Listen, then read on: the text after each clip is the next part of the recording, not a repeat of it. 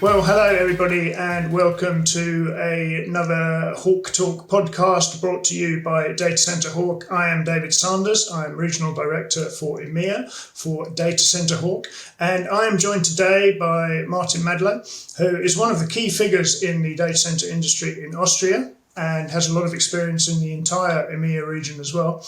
I'll allow him to introduce himself and then we'll get into what should be an insightful and very interesting conversation, I hope. No, thank you, David. Thank you for the short introduction. I'm Martin Madlo. Currently, my role is twofold. On one side, I'm managing director of the companies that Digital Realty operates here in Austria. Digital Realty is the largest data center operator, co-location provider in Austria by far. We have been established as Inflection 25 years ago, where we started our first data center in Vienna in the 21st district as interconnection hub, basically for carriers. But I probably believe we talk and discuss about that a little more in detail later.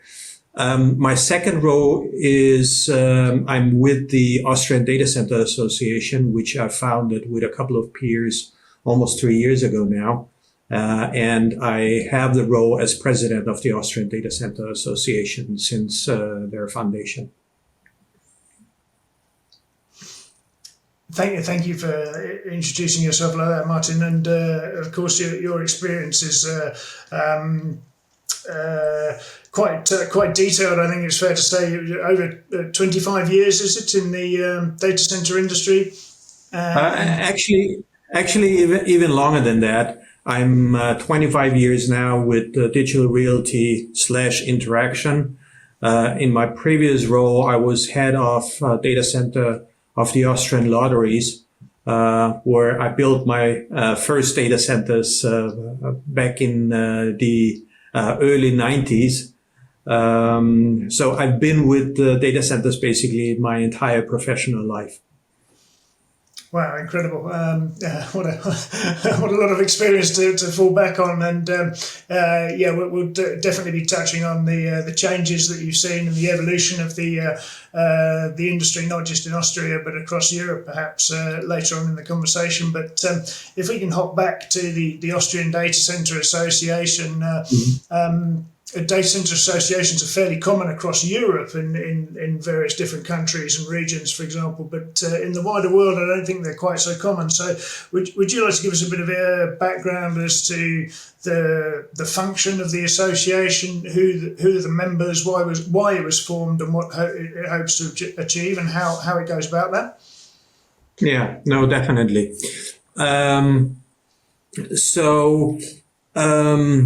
In a couple of years ago, data centers were basically not known to the general public, and nor was their function and what they contribute to digitalization and stuff like that.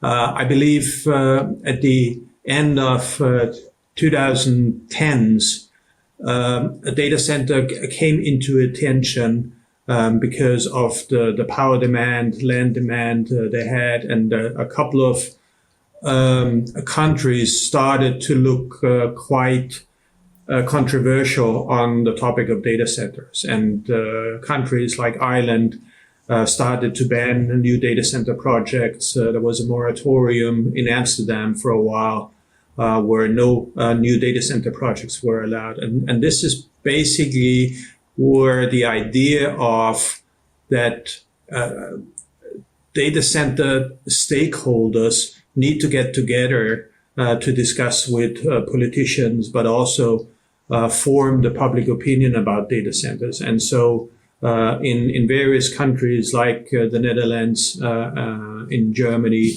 data center associations were founded in order to be the counterpart to politicians, to municipals, to discuss data center topics. And with that in my head, because I exchange, of course, a lot of these developments within our organization, I certainly saw that something similar would come to other European markets as well, that data center projects would be regulated, that public opinion will view data centers quite negatively. And that was basically the idea that we need a platform or a forum here in Austria as well, where we bring stakeholders together, not only data center operators, but also companies who do consulting, data center design, but also organizations that deliver products to the data center industry together in an association to have a couple of key topics on the agenda. First, to form the public opinion and do basically PR, what data centers are for, why they're needed, and that not all IT services come from our mobile phones. It needs data center power in the background to do so. Secondly, our goal was right from the beginning to approach lawmakers, politicians, regional leaders to discuss with them how important data centers are for the local industry, for the digitalization in the country, and that legislation should be in a way that it does not hinder new data center project. Yes, we understood that there will be will be regulations because we saw that being discussed on a European level, but the implementation of new laws should be in accordance with the development of the data center market in a country. And then we had a couple of other topics on the agenda, like the lack of staff. How can we train people to operate in a data center? Can we work with educational institution to create something like a job profile for the data center engineers and stuff like that? So with that idea, I could convince a couple of other data center operators here in Austria to form the Data Center Association, which was not easy in the beginning because everybody said, why should I form an association with you? You are my fierce competitor in the market. But with laying out the ideas and the topics and the issues that we have common as an industry, I could convince others to found the Data Center Association. And as I said, we're now almost 3 years, have about 45 members to the association, which are from data center, commercial data center operators, like Digital Realty, like Entity, and others who provide co-location services. We have Hyperscale cloud service provider as members like Microsoft. We have consultant companies, design companies for data centers, but also manufacturers, which are important because a lot of discussions we have are on technical basis, like F-gas regulations and stuff like that. And you need those companies and those experts on the table when you discuss what are the alternatives to existing cooling technologies, what are the alternatives to F-gases in switchgear and stuff like that. So this is why we are broad variety of organizations, but all of them have data centers in mind and in their interest. Absolutely, I can understand it's not easy to get everybody to leave their kind of company logo at the door and sit around the table and say, we're all facing the same challenges, and if we do it as one community, as one consolidated body, if you like, our chance of success is far greater than if we try and address essentially the same problems and the same challenges all individually. Speaking to government kind of goes without any explanation, and representing the industry to the Austrian government is pretty understandable. What kind of activity are you undertaking in Austria to on the other two areas? So trying to recruit young talent into the industry, and speaking to the community about the role of the data center and what it does, and trying to help the broader environment, if you like, understand data centers. Yeah, let me start with the challenges of recruiting new people. We are in discussion with several educational institutions, and the next business breakfast will be at the university campus here in Vienna. And they have a program of senior facility management, and we want to discuss with them how they can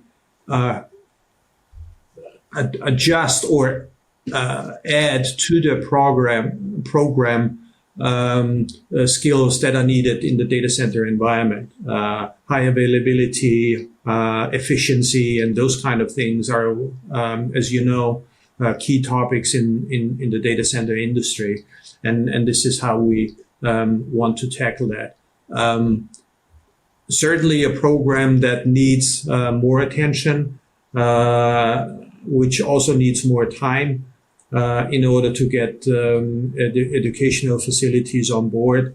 What we think of is that we gonna promote master thesis or other works from students in the area of the data center field in order to broaden the knowledge about the data center industry, the data center association, and have also more media coverage on that topic. In respect of getting public attention to the data center, we're working closely with the Austrian broadcast, with other media, to keep data centers in the media, how important they are. Some topics are beneficial to us, like AI, and Vienna's participation in the race of the AI gigafactories in Europe that spiked the interest in the data center. But it's a long path and we need to walk. But the success we had so far, I'm really proud of. We're a young organization, small organization, but the attention we already got over the last, let's say, 24 months looks promising. We're going in the right direction. One of the things we have planned now in the near future is like a data center open day, where we invite politicians, regional people from the industry or representatives of the industry into the data center to show what a data center looks like, what it's for, and to increase the knowledge about the data center and the importance of the regional industry. I think that's a really good initiative, and I've seen examples of that done in other countries, and I'm sure that will be very well attended once that takes place. So it'd be interesting to see the results of that and how successful that initiative is. I think it could be quite a regular thing as well, especially for people who don't quite understand how their mobile phone communicates with the rest of the world. That's true. That's true. looking kind of further afield, can you give us an understanding or an explanation of the data center industry in Austria, whereabouts are the key hubs, if you like, and then what role does Austria play in the wider European industry? From not only a data center perspective, but also a sort of telecoms and a communications perspective as well. Okay. Let me start this way. When Interaction started back in 2000, data center business and co-location business was not existing. And Interaction started in Vienna, as in the other countries where Interaction put its foot on, as an interconnection place for carriers. It was shortly after telecom liberalization in 98, where new telecom providers entered the market, and they needed a secure space to interconnect with not only the incumbents of this world, but also with the other emerging telecom operators. And that was basically the idea that Interaction had. We started in 12 different markets back then, and also in Vienna. And it was interesting to see that Vienna started to grow not only as a regional hub for carriers, but as an international exchange point between Western European networks and Eastern European networks, and as a true alternative to Frankfurt. A couple of years later, we had over 100 carriers, ISPs, being physically present at the Interaction data center. We had not only the Austrian or the Vienna Internet Exchange, we had 5 international exchange points present in Interaction Vienna. And this is how Vienna grew as a truly international telecom interconnection point. With that carrier richness, certainly the market also attracted other trades that could utilize those carrier infrastructure that was present in Vienna, like content delivery networks, gaming operators, everybody who made use of those carrier richnet basically came to Vienna, not only to satisfy demand in the Austrian market, but satisfy demand in the Central Eastern European region. Vienna is located right at the heart of Vienna. We have 5 other capital CE cities within 500 Ks or a couple of milliseconds away from the data center. Prague, Budapest, Bratislava, Ljubljana. And this is why Vienna really became one of the data center and carrier hubs in the Central Eastern European region. There was no other data center that had more carriers, more ISPs, more internet exchanges than Interaction in Vienna had. Kind of building on that, so Vienna and Austria obviously play a key role connecting the Eastern European markets, but then through to the other more established markets in Europe as well. So like Germany, Frankfurt, you mentioned, Switzerland, perhaps Milan, and other places like that, presumably. That's true, and Vienna still is basically the most interesting data center market in Austria. Yes, there are other markets in Austria, the area of Linz, Salzburg, Graz, which are other larger cities here in Vienna, and a lot of smaller data center, regional data center operators run their data center services in these areas, which is very important for the Austrian industry as well, because they don't need to utilize data center services out of Vienna. They have a regional player that can provide all kind of services to them.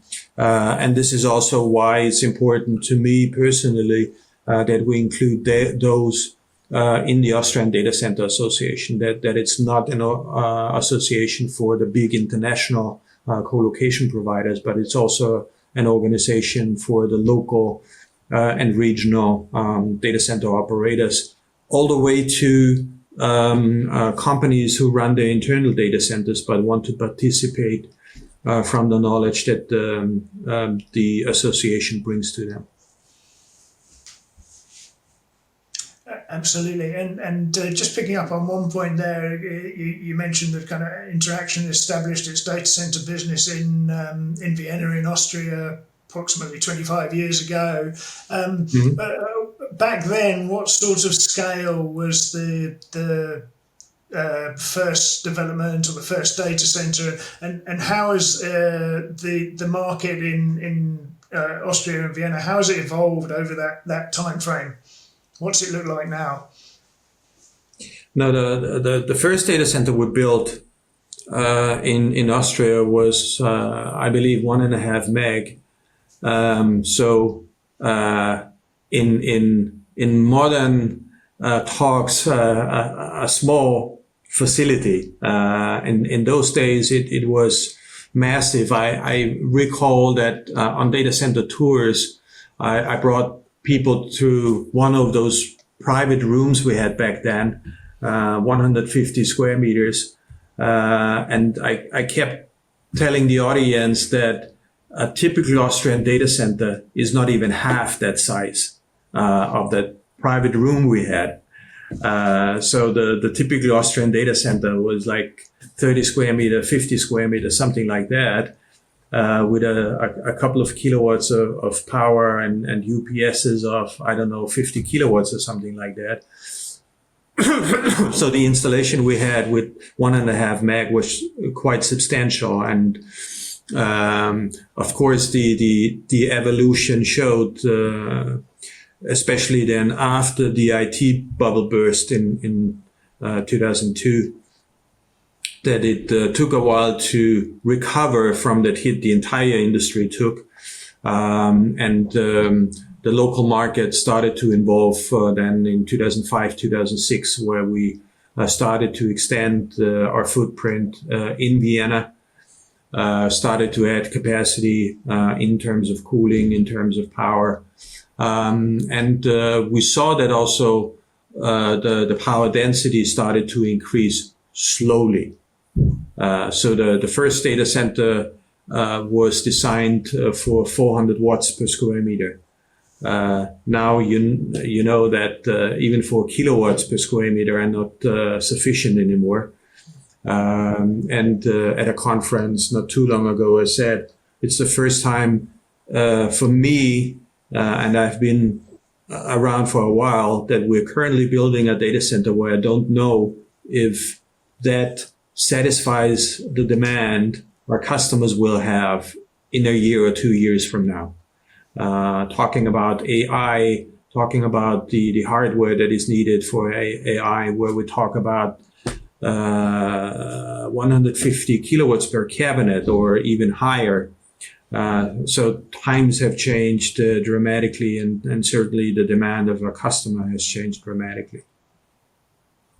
Yeah, that's understandable, and there's some eyebrow-raising numbers being thrown around in terms of the capacity per individual cabinet that could potentially be required in the future, and obviously the changes, the challenges rather that will put on not just power provision but also cooling infrastructure as well, and how are you going to support so much power into one relatively small cabinet? Yeah. Yeah. And looking at it leads nicely into my next question, really, which is looking to the present day and the future of the market in Austria. What are the challenges that the Austrian market's facing right now, and what do you think those challenges could be in sort of 5-10 years' time? I think the challenges for the data center industries are pretty much the same around the globe, and that is the demand of power. A couple of years ago, I said, when you want to build a data center, you need 3 Ps, property, a permit, and power. I believe it's still 3 Ps, but it's power, power, power. It's access to power, the capacity in the grid, to support the new data center project, and power in terms of affordable power that comes from renewable sources to operate the data center. In Austria, we have the particular challenge that most of the data center projects that are currently being discussed are in the Vienna area, and the grid in Vienna is pretty much saturated, so that many of the data center projects that had been on the map for Vienna either got cancelled or are significantly delayed because the grid operator cannot satisfy that demand at current times. DLR interaction, we were in the position to secure land and power back in 2019. And we are currently building our second campus here in Vienna that will have 40 meg of data center capacity in its final build out, and access to 64 meg. But that was basically the last large chunk of capacity the grid operator could support. The grid operator is working on it to get access to the nationwide grid in order to support new projects in the future. But over the last years, the addition of new data center capacity was very slow. The only ones who added data center capacity were Microsoft, who announced their new data centers, or their new Microsoft Asia region, Austria, a couple of weeks ago, with their own facility, and 2 new facilities are in construction. But basically the market has been sold out completely over the last 4 to 5 years.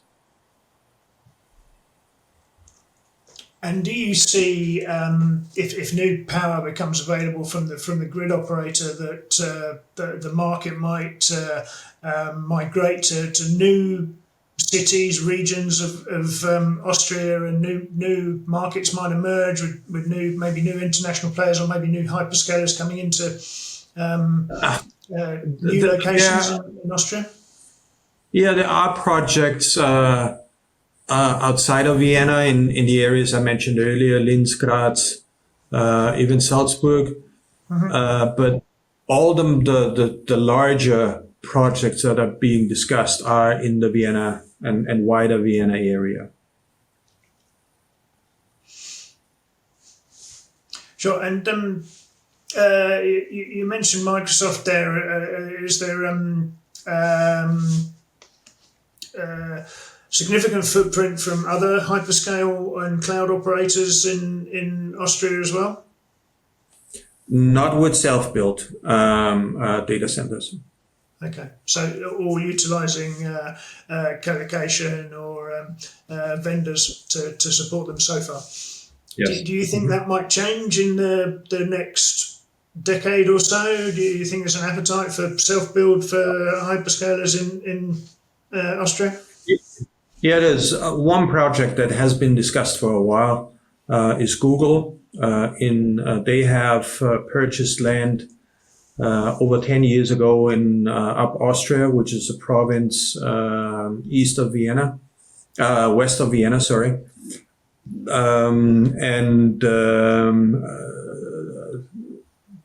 That is the only hyperscale project currently that is being discussed. Okay, and Martin, you mentioned that Microsoft are very active in the market in Austria. Are any other hyperscalers actively engaged in the market at the moment, or do you think considering establishing themselves in Austria? Microsoft is currently the only one who operates their own data centers in Austria. Okay, so something potentially for the future, maybe. Yeah. Just hopping back to your own personal experience in the industry, Martin, as we touched on at the beginning of the interview here. What have you seen? What do you consider have been the biggest changes and advances, if you like, or impact? The biggest changes had the biggest impact on the entire industry in your career in the data center sector? I think, though, in my opinion, there were two inflection points. The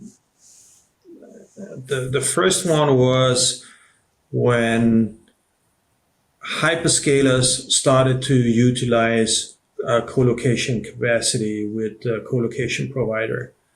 That brought a completely new set of requirements to the classic co-location operators, which in the likes of Interaction had a long track record of operating data centers, mainly for carriers, ISPs, and but also critical operations. But certainly the requirements of these large hyperscale organizations were something we had quite a learning curve, I believe, in the entire industry to satisfy that demand. And I think it was important to do so, sometimes even hand in hand with those global cloud service providers. We learned from them, they learned from us, and I think data centers are now being operated as a result of that development. The other inflection points, I believe, happens just now. The requirements of AI, as we discussed before, brings in the requirement of an entire new data center design to a certain extent, not only to cooling, but also to power. Over the last 25 years, basically the development or the evolution of the data center was the introduction of cold ion containments 15 years ago. But we still do the same kind of cooling technology as we did 20 years ago. We still use UPSs, distribute power on 400 volts.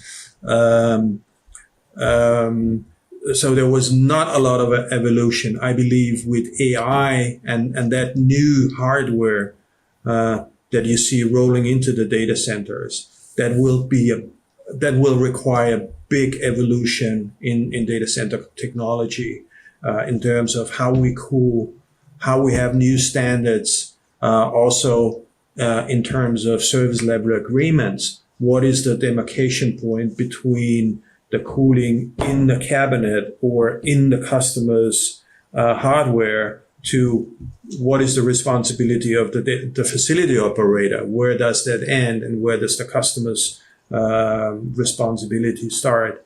And I believe we also will see an evolution on the power distribution, because there are limits how many amps you can distribute on 400 volts. The requirement of copper in cabling will grow exponentially. So we need to discuss, go way up in the voltage, where do we transform voltage to the voltage where the customer's IT hardware requires it. And there are a lot of developments. The big struggle I see for us as data center operators is that there are no standards yet. Each of the cabinet providers, the cooling vendors, they all develop their own technology. None of them is interchangeable. All the chip manufacturers experiment with new cooling technologies, immersive cooling, on-chip cooling, intelligent immersive, whatever the name is of those projects. But I think we soon need a standard again in order to operate these data centers efficiently, because if all the vendors have different cooling requirements, that Dell has one requirement, HP has another requirement, and of course NVIDIA has a third requirement in terms of cooling temperatures, it's hard to operate a data center efficiently. And efficiency is a big requirement legally. When you look at the European Efficiency Directive, countries like Germany have introduced required PUEs. We cannot deliver all over the place our cooling temperatures to our customers. There need to be a standard where we can optimize against again.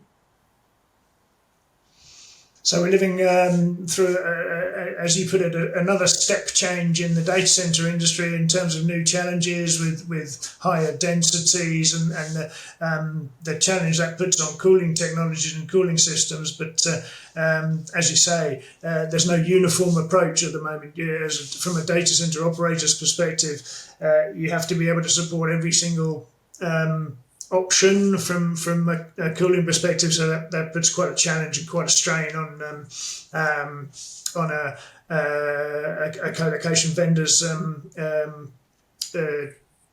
technical support capabilities. Yeah, definitely. And just to finish off, Martin, when where do you see the industry in Austria in the next decade? How do you see it having evolved and changed?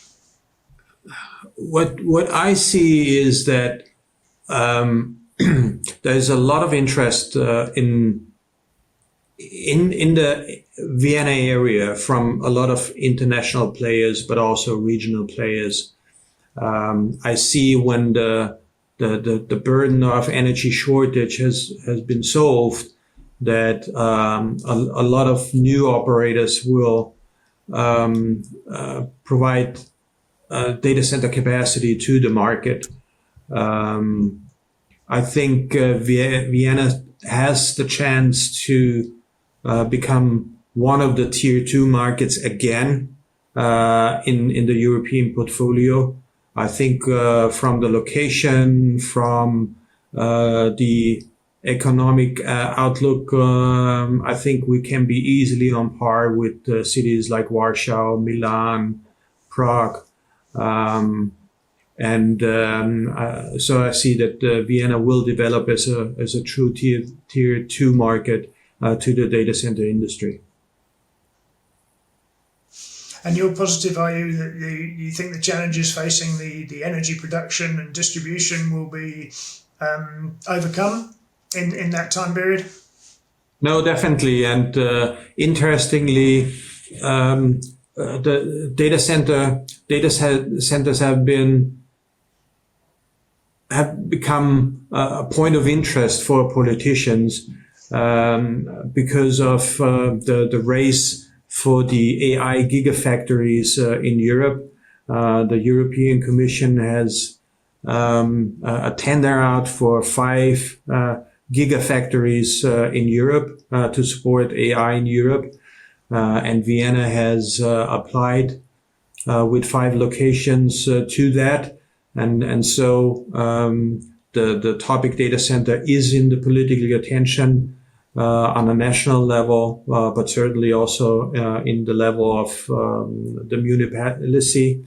I'm in a lot of discussions currently regarding that on a national level, but also on a city level. So I think that is our chance that lawmakers, politicians understand the importance of data centers, that it does not only support the stuff that we use daily on our mobile phones and our computers, but it's key to the development of our economy. Data centers are one of the cornerstones of digitalization in a country.